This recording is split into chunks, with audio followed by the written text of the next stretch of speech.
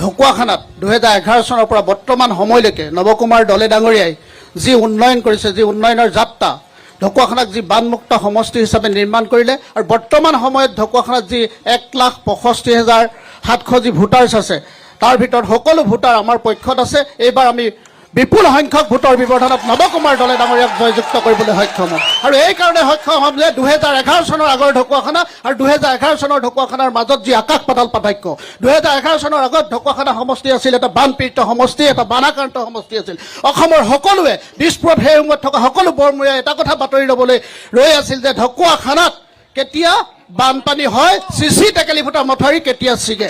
আৰু 2011 চনত ঢকুৱাখানা সমষ্টিৰ সকলো ৰাইজৰ মৰম আৰু স্নেহেৰে আমি ঢকুৱাখানা সমষ্টিত নৱকুমাৰ দলে ডাঙৰীয়াক বিধায়ক হিচাপে নিৰ্বাচিত কৰিবলৈ সক্ষম হ'লোঁ। আৰু তাৰ পাছতেই নৱকুমাৰ দলে ডাঙৰীয়াই ঢকুৱাখানা সমষ্টিক এটা বানমুক্ত সমষ্টি হিচাপে নিৰ্মাণ কৰিবলৈ সক্ষম হ'ল। অসমৰ যদি এই মুহূৰ্তত 126টা সমষ্টিৰ ভিতৰত যদি 6টা উল্লেখযোগ্য বানমুক্ত সমষ্টি আছে, তেতিয়াহ'লে ঢকুৱাখানা সমষ্টি এটা অন্যতম সমষ্টি। আৰু ঢকুৱাখানা সমষ্টিত নৱকুমাৰ দলে ডাঙৰীয়াই দিছপুৰৰ পৰা যেতিয়া ঢকুৱাখানালৈ আহে, প্ৰতি মুহূৰ্তত ঢকুৱাখানালৈ উন্নয়নৰ বতৰা লৈ আহে। আজি ঢকুৱাখানাৰ সমষ্টিত নৱকুমাৰ দলে ডাঙৰীয়াৰ নেতৃত্বত শিক্ষা ক্ষেত্ৰত হওক, স্বাস্থ্য ক্ষেত্ৰত হওক বা ধৰ্মীয় ক্ষেত্ৰত হওক, সকলোতে আমূল পৰিৱৰ্তনৰ সক্ষম হৈছে। আজি ঢকুৱাখানাত সকলোবিলাক ৰাস্তা পকীকৰণ কৰাৰ এটা সক্ষম হৈছে আৰু প্ৰত্যেকখন দলং আজি পকীকৰণ কৰাৰ নৱকুমাৰ দলে ডাঙৰীয়াৰ ব্যৱস্থা গ্ৰহণ কৰিছে। আৰু লগে লগে সকলো ধৰ্মীয় অনুষ্ঠানত সমস্ত সকলে খুব সুন্দৰভাৱে ভগৱানক উপাসনা কৰিবৰ কাৰণে সুন্দৰ ব্যৱস্থা নৱকুমাৰ দলে ডাঙৰীয়াৰ নেতৃত্বত হৈছে আৰু সকলোবিলাক শিক্ষানুষ্ঠান খুব সুন্দৰভাৱে নিৰ্মাণ হৈছে। আজি ঢকুৱাখানাত উন্নয়ন ঢকুৱাখানা কালৰ সৰ্বশ্ৰেষ্ঠ বিধায়ক হৈছে নৱকুমাৰ দলে ডাঙৰীয়া। ঠিক আছে, বিধায়ক শ্ৰদ্ধাৰ নৱকুমাৰ দলে ডাঙৰীয়া 2011 চনত প্ৰথমবাৰ বিধায়ক হিচাপে জয়যুক্ত হৈ গৈছে, এই কথাটো আমি সকলোৱে জানো। কিন্তু এটা কথা বিজেপিৰ সদস্যজনে কৈছে, এটা ভুল কথা কৈছে যে তেখেতৰ দিনতে বোলে ঢকুৱাখানা বানমুক্ত হৈছে। মই ক'ব বিচাৰিছো, ৰ'ব, মই ক'ব বিচাৰিছো, শুনি লওক মই ক'ব বিচাৰিছো, শুনি লওক 2008 চনত 2008 চনত তৰুণ গগৈ ডাঙৰীয়াৰ চৰকাৰ আছিল আৰু তৰুণ গগৈ ডাঙৰীয়াৰ চৰকাৰৰ দিনত বান নিয়ন্ত্ৰণ মন্ত্ৰী পৃথিৱী মাঝি ডাঙৰীয়া আছিল, আমি সকলোৱে জানো। আৰু পৃথিৱী মাঝি ডাঙৰীয়াৰ বান নিয়ন্ত্ৰণ মন্ত্ৰী সেই সময়ত থকাৰ সময়ত 2008 চনত ঢকুৱাখানাৰ চিঠি টেকেলি ফুটা মাথাউৰিটো মালয়েছিয়াৰ পৰা টেকনিকেল ব্যৱস্থা কৰি আনি ঢকুৱাখানাত মাথাউৰিটো নিৰ্মাণ কৰিছিলে। এই কথাটো আপোনালোকে স্পষ্টভাৱে সকলোৱে জানে, কিন্তু আপোনালোকে কৈছে 11 চনৰ পৰাহে বানমুক্ত হৈছে। মই ক'ব বিচাৰিছো 2008 চনৰ পৰা সেই মাথাউৰিটো নিৰ্মাণ হৈছিল। আমাৰ তৰুণ গগৈ ডাঙৰীয়া মুখ্যমন্ত্ৰী, পৃথিৱী মাঝি ডাঙৰীয়া বান নিয়ন্ত্ৰণ মন্ত্ৰী আছিল আৰু সেই সময়ত কংগ্ৰেছ চৰকাৰৰ দিনৰ পৰা সেই মাথাউৰিটো সুন্দৰভাৱে নিৰ্মাণ কৰা হৈছিল। মই ৰাইজৰ ওচৰলৈ যাম, কথাখিনি শুনি লওক। নৱকুমাৰ ডাঙৰীয়া 2011 চনতহে MLA হৈছে। শ্ৰদ্ধেয় ৰাইজ, আপোনালোকে এটা কথা মনত ৰাখিব, ৰাম জন্ম নহওঁতে ৰামায়ণ ৰচনা হৈছিল আৰু কংগ্ৰেছৰ দিনত সেই চিঠি টেকেলি ফুটা মাথাউৰিটো নিৰ্মাণ হৈছিল। সেই কথাটো আপোনালোকে 100 বাৰ স্বীকাৰ কৰিব লাগিব। ইয়াত উপস্থিত প্ৰতিজন ঢকুৱাখানা সমষ্টিবাসী ৰাইজক ক'ব বিচাৰিছো, যিটো শুদ্ধ আৰু সত্য সেইটো কেতিয়াও ঢাকি ৰাখিব নোৱাৰে। আজি অলপ দিনৰ আগত ঢকুৱাখানা স্বাস্থ্য খণ্ডত কি হৈছিলে জানানে? কুকুৰ আৰু মেকুৰীয়ে যে কামুৰিলে বা আচুৰিলে, সেই যে ৰেবিছ বেজীটো, সেই বেজীটো নহয় তেখেতৰ কথাখিনি শুনি লওক। তাৰ পাছত সেইখিনি কথাক লৈ মই আপোনালোকৰ ওচৰলৈ আহি আছো। কথাখিনি শুনক। কথাখিনি সঁচা নে মিছা আপোনালোকৰ পৰা শুনিম নহয়, আপোনালোকৰ পৰা শুনিম, কিন্তু মাইক্ৰফোনটো নহ'লে আপোনালোকৰ কথাখিনি টিভিৰ মানুহে নেদেখিব বা নুশুনিব। কথাখিনি নুশুনিব। এতিয়াও ঢকুৱাখানা 30 বেড হস্পিটেলত আমাৰ যেনেধৰণে আমাৰ ঢকুৱাখানা মহকুমাৰ ৰাইজে যেনেধৰণে তাতে আমাৰ চিকিৎসা পাব লাগে, সেই চিকিৎসাখিনি যেনেধৰণে উন্নতভাৱে পাব লাগে সেইখিনি কিন্তু পোৱা নাই। এইটো স্পষ্ট কথা। হ'ব, মই আকৌ আহিম আপোনাৰ ওচৰলৈ। মই সন্মিলিত গণশক্তিৰ মই গণশক্তিৰ ইন্দ্ৰ কুমাৰ চুংকাঙৰ ওচৰলৈ আহিবলৈ বিচাৰিম। 1 মিনিট ৰ'ব। সেইটোৱে কথাখিনি আপোনালোকে অকণমান ধীৰে সুস্থিৰে শুনক। তাৰ পাছত মই আহিম, আপোনালোকৰ ওচৰলৈ আহি আছো। 1 মিনিট। সেইটোৱে সকলোৱে সেইটোৱে সমষ্টিটোৰ কথা আছে, সমষ্টিটোৰ কথা ৰাইজে জানিব লাগিব, বাইদেউ, সমষ্টিটোৰ কথা ৰাইজে জানিব প্ৰথমে লাগিব। জিন্দাবাদ দি হুলস্থুল কোনে কৰিছিলে? প্ৰথমে জিন্দাবাদ দি হুলস্থুল কোনে কৰিছিলে? প্ৰথমে আমি দল সংগঠনৰ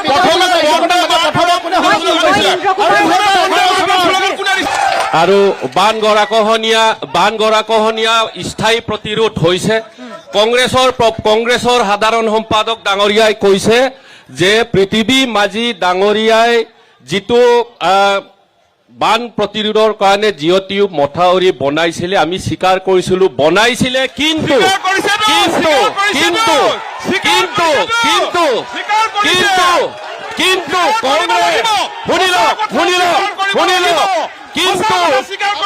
এটা কথা মই ক'ব বিচাৰিছো,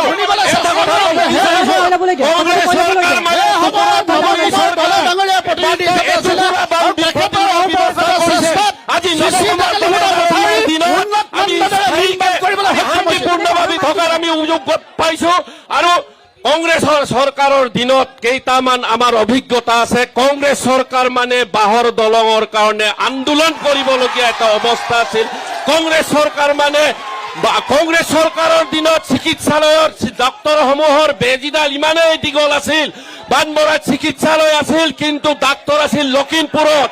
ইমান দীঘল ইনজেকচন লৈ কংগ্ৰেছৰ দিনৰ অভিযোগ আহিছে কংগ্ৰেছৰ দিনত স্বাস্থ্য কেন্দ্ৰৰ উন্নতি নাই বুলি। সেইটোৱে কংগ্ৰেছৰ দিনত স্বাস্থ্য খণ্ডৰ উন্নয়ন নাই বুলি কৈছে আৰু ৰাস্তা ঘাট নিৰ্মাণ হোৱা নাই বুলি কৈছে। কোনে কৈছে? কোনে ক'ব? ঢকুৱাখানা এফআৰইউ কোনে বনাইছিলে? কংগ্ৰেছ চৰকাৰ নহয় নেকি? হয়নে? মাতমৰা মথাউৰি 2008-9-10 চনত 141 কোটি দি পেলাই মালয়েছিয়াৰ 22 কিলোমিটাৰৰ মথাউৰিত মাত্ৰ 4 কিলোমিটাৰ বনাইছে। 22 কিলোমিটাৰ মথাউৰি, 22 কিলোমিটাৰ মথাউৰি। মানমৰাত আহি তৰুণ গগৈ ডাঙৰীয়াই 146 কোটি টকা 2010 চনত ঘোষণা কৰি সেই কামটোকে কংগ্ৰেছ কৰিলে। কংগ্ৰেছ চৰকাৰে কৰিছে। কংগ্ৰেছ চৰকাৰে কৰিছে। স্কুল মানে তাৰ পিছত শিবিৰ আছিলে। কংগ্ৰেছ চৰকাৰৰ দিনত স্কুল নাছিলে, সভা বন্ধ হৈ বাইদেউ আপুনি শুনক, বাইদেউ 1 মিনিট আপুনি শুনক। এই কংগ্ৰেছ কেইটাই ক'ব বিচাৰিছে পৃথিৱী মাজী আপুনি আপোনালোক চব মই কৈছো, কংগ্ৰেছৰ কৰ্মীকেইটা ক'ব বিচাৰিছে পৃথিৱী মাজী মন্ত্ৰী হোৱা দিনত 5 কিলোমিটাৰে বনাইছিলে। চিচি টেকেলিপতা মথাউৰি কিমান কিলোমিটাৰ আছে গম পাই নে নাই? চিচি টেকেলিপতা মথাউৰি কিমান কিলোমিটাৰ আছে নে নাই? কংগ্ৰেছক সোধক, কোনোবাই যদি ক'ব পাৰে কিমান বৰ্গ কিলোমিটাৰ আছে, কিমান বৰ্গ কিলোমিটাৰ আছে, কিমান বৰ্গ কিলোমিটাৰ আছে?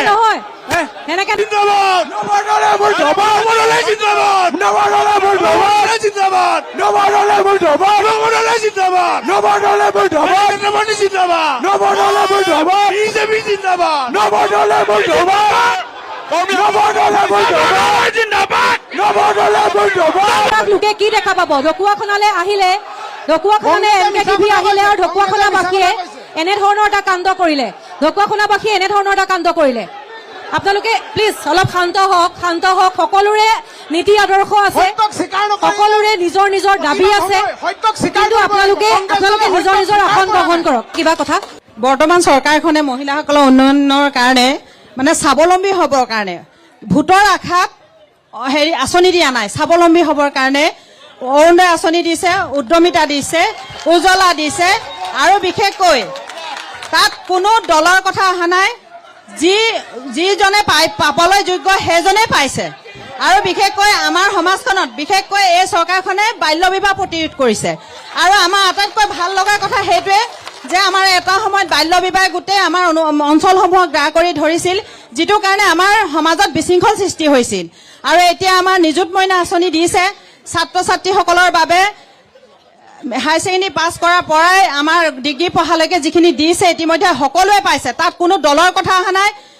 এই বিজেপি চৰকাৰখনে কোনো দলৰ কথা চিন্তা নকৰে, যিসকলে প্ৰাপ্য তেওঁলোকক দিয়াৰ ব্যৱস্থা কৰিছে। মাননীয় বিজেপি মহিলাগৰাকীয়ে যিটো কথা কৈছে, মই কথাটো অকণমান ক'ব বিচাৰিছো। এইটো হেডলাইন হৈছে, আপোনালোকে চাব পাৰে প্ৰতিদিন কাগজৰ হেডলাইন হৈছে যে অৰুণোদয় আঁচনি পুঁজি বিতৰণে বিজেপি ঢকুৱাখানাত নৱকুমাৰ দলে ডাঙৰীয়াৰ যিদিনাৰ পৰা প্ৰতিনিধিত্ব কৰিছে উন্নয়নৰ হেডলাইন হৈছে উন্নয়নৰ ইমান উন্নয়ন হৈছে কল্পনা মই কৰিব এইফালে নোৱাৰি। মহিলাসকলৰ ওচৰলৈ আহিছো। এইফালে কোনে ক'ব? বাইদেউ কওক। আপুনি পাইছেনে নাই? আপুনি সন্তুষ্ট হয়নে নাই? নাই পোৱা যদি কি নাই পোৱা? ওপৰৰ মাল ৰ'ব, সংস্কাৰী সাংঘাতিক সংস্কাৰৰ কথা কোৱা ওপৰৰ মাল বিজেপি চৰকাৰখনে যিমানেই ঢাক ঢোল বজাইছে উন্নয়নৰ নামত যিমানেই ঢাক ঢোল বজাইছে ইমানেই দিছে তথাপিও যে ৰাইজ এতিয়াও ছেটিছফাই হোৱা নাই কিয় চাওক এয়া লাখপতি আঁচনিৰ নামত মই এখন পঢ়ি দিব বিচাৰিছো শুনক এখন আঁচনি মই লাখপতি মনে মনে থাকক আপোনালোকে ইয়াত আপোনালোকে তৰ্ক যুক্তি যুদ্ধ কৰিবলৈ ইয়াত অপ্ৰীতিকৰ পৰিৱেশ সৃষ্টি কৰিবলৈ নাহিব মই কোৱা কথাখিনি প্ৰথমতে আপোনালোকে শুনি লওক আপোনালোকৰ চৰকাৰে কিমান হিতাধিকাৰী সৃষ্টি কৰিছে চাই লওক এখন মই এটা আত্মসহায়ক গোটৰ এটা ভিঅ'ৰ মই এটা সময়ত এটা ভিঅ'ৰ মই বুক কিপাৰ আছিলো ভিঅ' বুক কিপাৰ হৈ থকা সময়ত মই সাংঘাতিক বিভিন্ন বিজেপি মিটিঙে মাতাঙে বিভিন্ন আঁচনিৰ কাৰণে প্ৰলোভন দেখুৱাই আমাক যেতিয়া মাতি নিয়া হৈছিল তেতিয়া মোক এই লাখপতি দিদি বুলি মই নিজে কাম কৰা মোৰ কামৰ নমুনা চাই এখন কি কৈছিলে প্ৰধানমন্ত্ৰী ডাঙৰীয়াৰ পৰা আহিছিলে এখন লাখপতি দিদি বুলি মোলৈ এখন চাৰ্টিফিকেট পঠাইছে মই আপোনালোকক কাণ খুলি শুনি লওক আপোনালোকে বিজেপি আটাইতকৈ ওপৰৰ মাল চৰকাৰখনৰ প্ৰতিনিধিসকলে শুনি লওক certificate of appreciation the efforts of Lakhpati Didis name Dipanjali Gogoi ঠিক আছে বাৰু, সেইখন পঢ়িব নালাগে। সুবিধাটো পালে নেপালে আপুনি? নাই পোৱা। মোক কিন্তু এই আঁচনিখনৰ পৰা বঞ্চিত কৰিলে আৰু এই আঁচনি ব্যাপক ঢকুৱাখানাত নৱকুমাৰ দলে ডাঙৰীয়াই যেতিয়া বিধায়ক হৈছে 15 বছৰত 1500 কিলোমিটাৰ ৰাস্তা বনাইছে। 30,000 মহিলাক আমি অৰুণোদয় আঁচনি দিছো। কিলোমিটাৰ ৰাস্তা বনাইছে। এই উন্নয়নৰ এই ৰাস্তাৰ ওপৰতে আপোনালোকে গাড়ী চলাই ঘূৰি আছে, সেইখিনি মনত ৰাখিব। 700খন দলং পকীকৰণৰ ব্যৱস্থা কৰিছে। 526 কিলোমিটাৰ কেঁচা ৰাস্তা পকীকৰণৰ ব্যৱস্থা কৰিছে। আটাইতকৈ কলংকিত অধ্যায় ঘোষণা কৰিছে মুখ্যমন্ত্ৰী হিমন্ত বিশ্ব শৰ্মা মহোদয় আৰু মহিলাসকলক দুপে যিটো অৰ্থনৈতিক দৰিদ্ৰতাৰ ফালে ঠেলি লৈ গৈছে। আঁচনি নাই পোৱা বুলি কৈছে। আঁচনি কংগ্ৰেছীৰ কাৰণে নাই পোৱা নে কিয় নাই পোৱা? নহয় বাইদেউ জানিবলৈ ঠিক আছে, কিয় নাই পোৱা একদম সেইটো উত্তৰ দিয়ক। এতিয়া প্ৰমাণ সেয়া প্ৰমাণ বহুত দিনীয়া প্ৰমাণ সেইবোৰ প্ৰমাণ তেনেকুৱা বহু প্ৰমাণ আমাৰ ঢকুৱাখানা বানে ধুই ঢকুৱাখানাখনৰ শেষ কৰি মানুহৰ অন্তৰ পৰা এইবোৰ কেতিয়াবাই চাফ কৰি দিলে যে এই সময়ত আমি যদি ঢকুৱাখানাৰ কথাটো যদি ভালদৰে ভাবো তেতিয়াহ'লে ঢকুৱাখানাত মহাভাৰতৰ গান্ধাৰীয়ে যেনেকৈ চকুত ফটাকানি মাৰি অন্নৰ ভাও ধৰিছিল এতিয়া এই ইয়াত থকা বিৰোধীবিলাক সেই একেটাই ৰূপ লৈছে। ইয়াত একো নেদকাৰ মানুহক কৈ একো লাভ নাই। ঢকুৱাখানাৰ যি উন্নয়ন সেই উন্নয়নটো আজি অসমৰ 126টা সমষ্টিৰ ভিতৰত 1 নম্বৰত হৈ আছে। ঠিক আছে, এইফালে কোনে ক'ব? সকলোতে উন্নয়ন হৈছে। আমি নৱকুমাৰ দলে ডাঙৰীয়াৰ বিচাৰিছো 31,000 মহিলাক উদ্যমিতা আঁচনি দিলে আৰু 36,000 হ'ব যিহেতু ঢকুৱাখানাখন এখন শিক্ষিত জেগা শিক্ষাৰ এটা শিক্ষিত মানে শিক্ষিত এখন জেগাৰ অশিক্ষিত এজন বিধায়কে ঢকুৱাখানা প্ৰতিনিধিত্ব কৰি আছে। আপুনি শুনি অবাক হ'ব নৱদলে ডাঙৰীয়া নিমাতী কইনা এজন নিমাতী কইনা তেওঁ ঢকুৱাখানা সমস্যাৰ বিষয়ে তিনিটা কাৰ্যকালৰ বিধায়ক কেনেকে হৈছে? ঢকুৱাখানা সমস্যাৰ আৰু আজিলৈকে শুনা নাই। সেইকাৰণে ঢকুৱাখানা এইবাৰ ঢকুৱাখানা ৰাইজে এইবাৰ ঢকুৱাখানা নৱদলে 25 বছৰীয়া অপশাসনৰ অন্ত পেলাই নৱকুমাৰ দলে ডাঙৰীয়াই আজি ঢকুৱাখানাৰ যি উন্নয়নৰ দিশত লৈ গৈছে ইয়াক আমি নৱকুমাৰ দলে ডাঙৰীয়াক আমি সৰ্বশ্ৰেষ্ঠ এমএলএ হিচাপে আমি আজি ইয়াক ঘোষণা কৰিব পাৰো। আৰু তেওঁ শিক্ষিত অশিক্ষিত কথা কৈছে যিজন কংগ্ৰেছৰ 25 বছৰীয়া এই অপশাসনক নেতৃত্ব দিছিলে শিক্ষিত বুলি কৈছিলে 5 বছৰৰ মূৰতে তেওঁ ইয়াক ভোট বিচাৰি আহে কিন্তু ঢকুৱাখানাৰ উন্নয়নৰ নামত এক তিল কাম নকৰিলে। তেনেদৰে ভোট নহয় কংগ্ৰেছে কাম নকৰিলে বুলি কথা নক'ব, মই অনুৰোধ কৰিছো। এক মিনিট মই ৰাইজৰ দলৰ মুখপাত্ৰগৰাকী আছে পদ্মকান্ত দলে। যদি বিধায়কগৰাকীয়ে উন্নয়ন নাই কৰা উন্নতি নাই কৰা তেনেহ'লে 3টা কাৰ্যকাল তেওঁ কেনেকে পাইছে সেই প্ৰশ্নটো মই আপোনাক কৰিবলৈ বিচাৰিছো। কওক যিহেতু আমি সৰু দল নতুন দল আঞ্চলিক প্ৰগতিশীল আঞ্চলিক দল হিচাপে আমাৰ আঞ্চলিক সমস্যা আঞ্চলিক বিষয়বোৰৰ ওপৰত আমি যথেষ্ট পৰ্যবেক্ষণ কৰোঁ এইকাৰণে মই ক'ব বিচাৰিছোঁ বহুত বেছি দীঘলীয়াকৈ মই ক'ব বিচৰা নাই একেবাৰে নৱদলে কাম কৰা নাই বুলি কোৱাটো এটা ভুল হ'ব কাম কৰিছে কিন্তু ইমান আমাৰ বিজেপি প্ৰতিনিধিসকল ইমান উৎসাহিত হ'ব নালাগে গতিকে মই কিছু কথা ক'ব বিচাৰিছোঁ আপোনালোক দুই পক্ষ মই শুনিবৰ কাৰণে ক'ব বিচাৰিছোঁ যে প্ৰত্যেক বা প্ৰতিটো সমষ্টিৰ বিধায়কে নিশ্চিতভাৱে নিজৰ এখতিয়াৰৰ ভিতৰত কাম কৰিবই আৰু তাৰ উপৰিও তেখেতৰ নিজৰ কেপাচিটিৰে কেনেধৰণে স্পেচিয়েল পেকেজ আনিছে সেইটো আমি পৰ্যবেক্ষণ কৰিব লাগিব কিন্তু মই সেইটো ক'ব বিচাৰিছোঁ যে আজি তাৰিখত ঢকুৱাখানাত মানুহৰ দৃষ্টিত ৰাস্তা পদূলিৰ কামবোৰ হৈছে এইটো কোনেও অস্বীকাৰ নকৰে কিন্তু মোক ক'ব দিয়ক কিন্তু গাঁও অঞ্চলৰ ভিতৰুৱা গাঁৱৰ অঞ্চলৰ ৰাস্তাবোৰ এতিয়াও কৰিবলৈ আছে আৰু মই আঙুলিয়াব বিচাৰিছোঁ যে আমাৰ জলসঞ্চন ব্যৱস্থা ঢকুৱাখানা আজিলৈকে তেনেধৰণৰ ডাঙৰ প্ৰজেক্ট নাই আৰু কল ষ্ট্ৰেট কৃষকসকলৰ কাৰণে কল ষ্ট্ৰেট আজিলৈকে তেওঁবিলাকৰ উৎপাদিত দ্ৰব্য সামগ্ৰী পূজা বেচৰ কাৰণলৈকে ইতিমধ্যে অসমৰ সমস্যাকেইটাৰ কথা আপুনি ক'লে। ক'ব বিচাৰিছোঁ একেটা প্ৰশ্ন কৰিবলৈ বিচাৰিছোঁ। দলংখন এতিয়াও হয় উঠা নাই সেইটো আমাৰ প্ৰশ্ন সমস্যাকেইটাৰ কথা আপুনি উল্লেখ কৰিছে সেই সমস্যাকেইটাক লৈ পেলাই মই বিজেপিৰ মুখপাত্ৰগৰাকীৰ ওচৰলৈ যাম কিন্তু একেটা টেকেলিপুটা এই মথাউৰি যিটো আমি দেখিছোঁ তিনিটা জেগাত অতি গৰাকহনীয়া প্ৰতি বছৰে ব্যাপক ৰূপত আহে এইটো ষ্টেপ প্ৰটেকশ্যন কৰিব কিন্তু কৰিব লাগিব চলি আছে স্থায়ী গৰাকহনীয়া 150 কোটি টকাৰে স্থায়ী গৰাকহনীয়া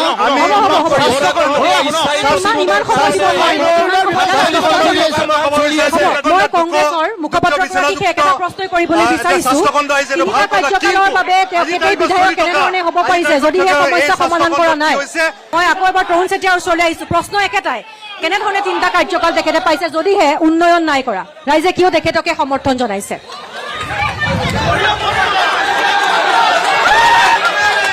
আপোনালোকে কথাখিনি অকণমান শুনিব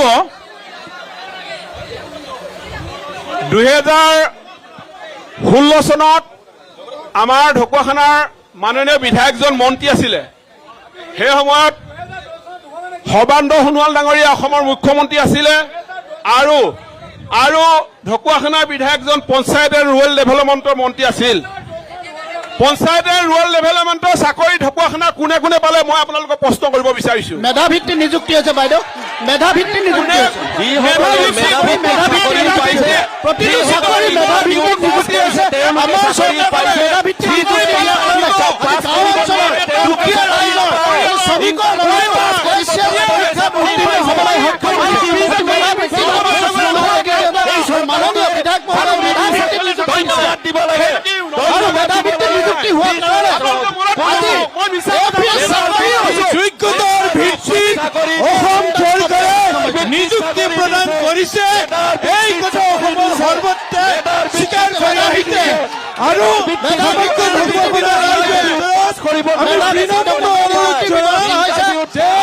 মাননীয় বিধায়ক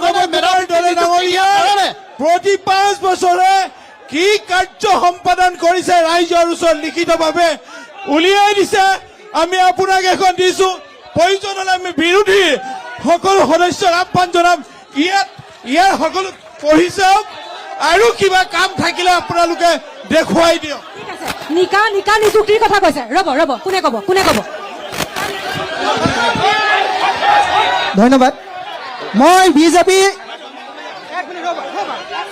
বিজেপি কৰ্মকৰ্তা লগতে তেওঁলোকৰ বিষয়াসকলক সুধিব খুজিছোঁ যে নৱদলে ইয়াত 15 বৰ্ষ শাসন কৰিছে কিয় কৰিলে ভোট নহয় 25 বছৰ শাসন কেনেকৈ কৰিছিলে যদি উন্নয়ন কৰা নাছিলে আৰু শুনক আপোনালোকে এতিয়া এটা কথা কওক যে এই ৰাস্তাবোৰ আপোনালোকে কৈছে যে নৱদলে বনাই আছে ফাউণ্ডেশ্যন কোনে বনাইছিলে ফাউণ্ডেশ্যন যদি ফাউণ্ডেশ্যন নাছিলে আপোনালোকে কেনেকৈ ৰাস্তা বনালে আপোনালোকে কওক নৱদলে কোনটো ৰাস্তা নতুনকৈ বনাই দিছে কওক কোনটো ৰাস্তাত নৱদলে নতুনকৈ বনাই ৰাস্তাটো কৰিছে কংগ্ৰেছ চৰকাৰ মানে কৰাটো কৰি গাঁৱে গাঁৱে যে আজি তাৰিখত আছে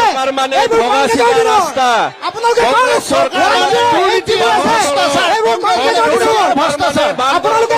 সমস্যা আপোনালোকৰ দিনৰ কংগ্ৰেছ মানে সমস্যা যুক্তিটো দিলে চৰকাৰ মানে দুৰ্নীতি আৰু বিজেপি চৰকাৰ মানে মেধা ভিত্তিত নিযুক্তি। ইহঁতি দল বেগুৱা নেতা কথা আমি নুশুনো এই আজি ভাল কাৰণে বেয়া নমস্কাৰ নমস্কাৰ নমস্কাৰ আমি সকলো ঢকুৱাখানাবাসী ৰাইজ মুকুল গগৈ মোৰ ছিনিয়ৰ ভাইটি এইবাৰ ZPM খেলিছে, সোনিয়া বাইদেউ খেলিছে, মণিকা পাতি বাইদেউ ডাঙৰীয়া আছে, আমাৰ মোৰ ককাইদেউ আছে, তৰুণ চেতিয়া আছে। আমি কংগ্ৰেছ আৰু বিজেপি বুলি নহয়, প্ৰথম ঢকুৱাখানাবাসী হিচাপে মই কথা পাতিব বিচাৰিছোঁ। কংগ্ৰেছ আৰু বিজেপি বুলি হুলস্থুল কৰিবলৈ মই কথা পাতিব বিচৰা নাই। আমি ঢকুৱাখানাবাসী হুমায়ুন গোহাঁইৰ ক্ষেত্ৰ অভদ্ৰামী আৰু হুলস্থুল মই কোৱা নাই যে আপোনালোকে কৰিছে, মই এইফালেও কোৱা নাই সেইফালে কোৱা নাই। আপোনালোকে কথা শুনক আৰু যুক্তিয়ে কথা ক'লে যুক্তিয়ে উত্তৰ দিব। প্ৰথম কথা হৈছে ভাৰতবৰ্ষৰ ৰাজনৈতিক কংগ্ৰেছৰ যি ইতিহাসে কৈ দিয়ে যে ভাৰতীয় জাতীয় কংগ্ৰেছে কি কৰিছে। কিন্তু সেই কথাটো পাকিস্তানৰ ওচৰত মুকুল গগৈ সেই জাতীয় কংগ্ৰেছে পাকিস্তানৰ ওচৰত সম্পূৰ্ণপূৰ্ণ হৈছে। আপোনালোকৰ কথা লৈছো। দ্বিতীয় কথা হৈছে কি শুনক, কংগ্ৰেছৰ কংগ্ৰেছৰ দুৰ্নীতিৰ কাৰণে তেওঁলোকৰ দলৰ স্থিতি 17টা বছৰ সংগ্ৰাম কৰিছিলো, আমি 22টা বছৰ সংগ্ৰাম কৰিছিলো। আমি ঢকুৱাখানাৰ উন্নয়নকামী ৰাইজে ভাৰত হটাও ঢকুৱাখানা বচাও অভিযান কৰিছিলো, গণ বিপদত পৰিছিলো এই খেলপথাৰত। কিন্তু সেইজন ভৰতদাস ডাঙৰীয়াই ঢকুৱাখানাবাসী ৰাইজক শাসনৰ নামত শোষণ কৰিছিলে। 5 কিলোমিটাৰ ৰাইজ 5 কিলোমিটাৰ ব্যাসাতৰ ভিতৰত চাকৰি দিম বুলি কোটি কোটি টকা লুণ্ঠন কৰিছিলে। হ'ব, ইমান সময় দিব নোৱাৰো, এজনক ইমান সময় দিব নোৱাৰো। অসমীয়াত এষাৰ কথা আছে, নোহোৱাত কণা মোমাই মোমাই, নোহোৱাত কণা মোমাই মোমাই। আজি আমি উপযুক্ত মানুহ পাই আজি ঢকুৱাখানাত, বৰ্তমান ঢকুৱাখানাত সুনামি লাগি আছে বিজেপি, ঘূৰ্ণীবতাহ বিজেপি, বিজেপি জিন্দাবাদ, কোনো ৰুকিব নোৱাৰে। এই কংগ্ৰেছ কেইটা যে কৈ আছে মই শুনিব বিচাৰিছো, নিজৰ গাঁৱৰ ৰাস্তাখন শিলগুটি এটা কংগ্ৰেছ চৰকাৰ দিনত আছিলে নে নাই? কাৰ গাঁৱত নাই? নৱকুমাৰ দলে ডাঙৰীয়াই পকা ৰাস্তা বনাই দিয়া নাই। কোনোবাই বুকুত হাত দি কংগ্ৰেছী কৰিব পাৰে, বুকুত হাত দি মোৰ গাঁৱত পকা ৰাস্তা এটাও হোৱা নাই, উন্নয়ন মই দেখা নাই। কওক যদি উন্নয়ন দেখা নাই, মই মোৰ নিজৰ গাড়ীত মাছে মাংসই খুৱাই আপোনালোকক লৈ যাম। মই ঢকুৱাখানাত কিমান বদলে উন্নয়ন কৰিছে মই দেখাম। আজি আমি যিসকল মানুহ ৰখি থিয় হৈ আছো, প্ৰত্যেকে নিজৰ ইতিহাসকে বিচাৰ কৰক। আৰু আপোনালোকৰ যে ঢকুৱাখানা উন্নয়ন হৈছে, হস্পিটেল উন্নত, স্বাস্থ্য উন্নতি হৈছে, বিদ্যালয় উন্নতি হৈছে। শুনক এতিয়া বৰ্তমান অসমত বা ঢকুৱাখানাত কিমান বিদ্যালয় বন্ধ হ'ল, বৰ্তমান ঢকুৱাখানাত কিমান বিদ্যালয় বন্ধ হ'ল। আৰু শুনক ঢকুৱাখানাৰ স্বাস্থ্যখিনি কি হৈছে, কালি পৰহি দিনা মোৰ নাতিটো চকুৰ চিকিৎসা মই লখিমপুৰ দিলো। এই মোৰ তাত ঢকুৱাখানাত চকুৰ স্বাস্থ্যৰ চিকিৎসা কৰি চকুৰ ডাক্তৰ নাই। দাদা ইতিমধ্যে চিকিৎসালয় নিৰ্মাণ হৈ আছে,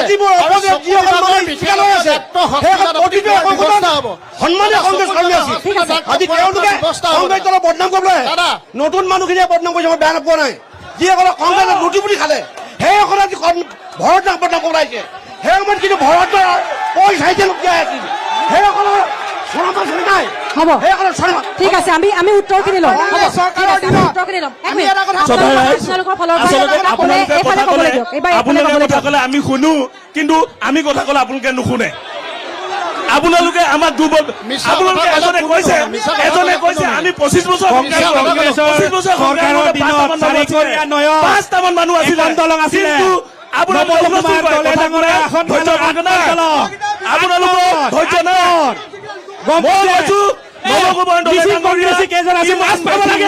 নিজকে লাজ পাব লাগে, নিজৰ গাঁৱত ওলাই যাবলৈ দলৰ একন নাছিলে, মিচিং লাজ পাব লাগে। আজি চাৰিকলীয়া নৱকুমাৰ তেওঁলোকে কি কাৰণে খেদি আহিব লাগে? তেওঁলোকে কৈছে 25 বছৰ সংগ্ৰাম কৰিছো, 25 বছৰ সংগ্ৰাম কৰোতে মানুহ কেইজন আছিলে? আপোনালোকে এতিয়া জিলা পৰিষদৰ সদস্য মহিলা কংগ্ৰেছৰ সন্মানীয় সম্পাদক গৰাকীক ঠেলি পেলাই দিছে। আপোনালোকে যদি বেটী বচাওঁ বেছি বেটি পঢ়াওঁ কয় এতিয়া মহিলা সুৰক্ষা কৰি দিওঁ তাৰ উত্তৰ আৰু আজি এটা চোৰাংচোৱা মিছা কথা কৈছে। ঠেলি পেলাই দিয়ে নে এইটো হ'ব? কংগ্ৰেছী ভ্ৰষ্টাচাৰীসকলে কেতিয়াইছে কংগ্ৰেছী ভ্ৰষ্টাচাৰী মিছা কথা কৈছে। যদি মহিলা সুৰক্ষা নাই বুজি পাইছো। মহিলা সুৰক্ষা লাগে ধন্যবাদ ধন্যবাদ মহিলা সুৰক্ষাৰ কথা কৈছে আপুনি কওক হয় আপুনি কওক আমি এটা কথা ক'ব বিচাৰিছোঁ কওক মই আমাৰ সন্মানীয় কংগ্ৰেছ বিষয়ববীয়াসকলক মই এটাই প্ৰশ্ন কৰিবলৈ বিচাৰিছো ভৰত নৰহ ডাঙৰীয়াৰ 25 বছৰ শাসন কালত ঢকুৱাখানাৰ পৰা এজন ACS বিষয়া ওলাইছিল নেকি আৰু যিটো সময়ত আপোনালোকে চাওক মই এগৰাকী বিজেপি বুলি নহয় মই এগৰাকী আই মাতৃ হিচাপে কথা ক'বলৈ ওলাইছো আপোনালোকে প্ৰথমে কথাটো শুনি লওক তাৰ পাছত উত্তৰ দিব যিটো সময়ত ভৰতনাথ ডাঙৰীয়াই শাসন কৰি আছিলে সেই সময়ত আমাৰ আই মাতৃসকলৰ চকুত চকুলো আছিলে ক'ব পাৰিবা নেকি কেতিয়াও তেওঁলোকে আমাক উন্নয়ন হ'ব দিয়া নাছিলে মহিলাসকলক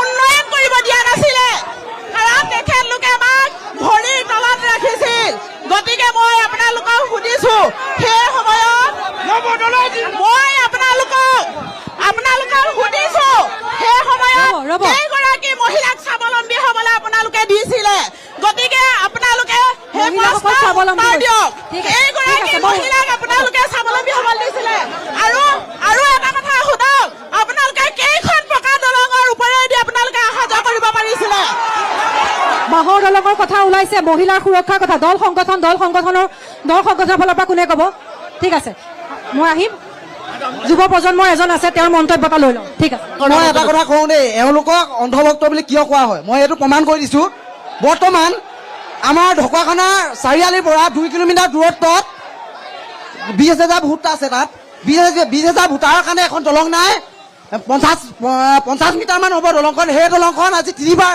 বিধায়ক হৈ সেইখন নিৰ্মাণ কৰিব নোৱাৰিলে আজি ব্লকৰ